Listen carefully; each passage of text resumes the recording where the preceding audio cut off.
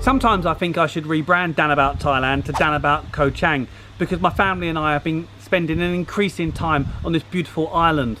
If you're looking for a decent island to visit in Thailand, let me wholeheartedly recommend the beautiful, stunning Koh Chang.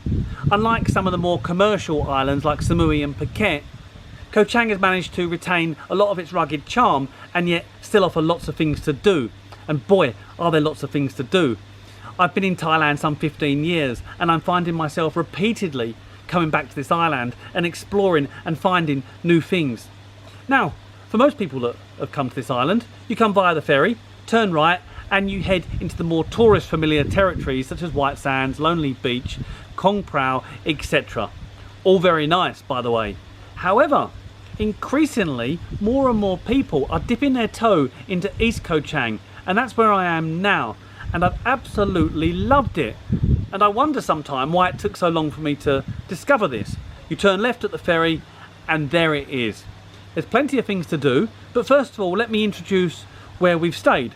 Serenity Resort and Residences, which is about 5 kilometers from the ferry. Very convenient location where you're still able to dip your toe into more familiar territories.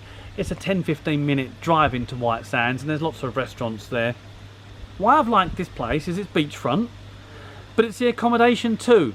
My family and I have opted for the 2-bedroom villa. Very spacious, a kitchen. You have a rooftop terrace which is covered partially, and you have a jacuzzi at the front which I've used, so have my kids.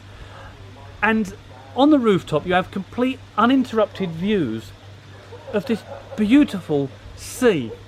In fact, we can see mainland Tra province right over there, and I found myself quite often eating up there and then just sitting and watching the sunset until I can see the clear dark sky and look at all the different stars there are.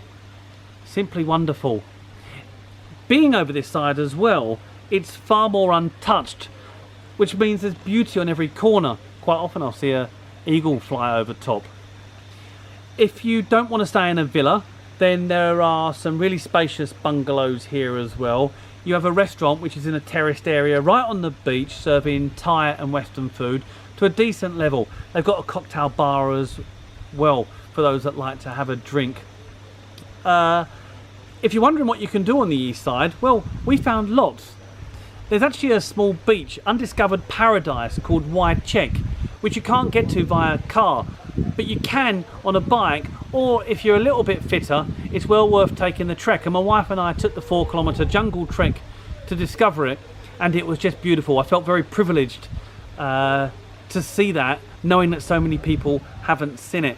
Long Beach over this side is probably up there with the best you'll find on Koh Chang, and in fact it rates everywhere that I've seen on Thailand as well. Very nice. We've seen mangroves, which the kids liked. Very nice trek. Make sure you wear your suntan lotion and a cap because it can get a little bit hot.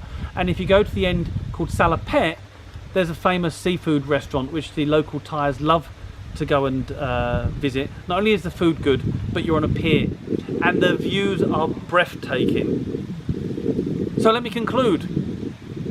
Koh Chang, one of the best islands you can expect to visit on Thailand.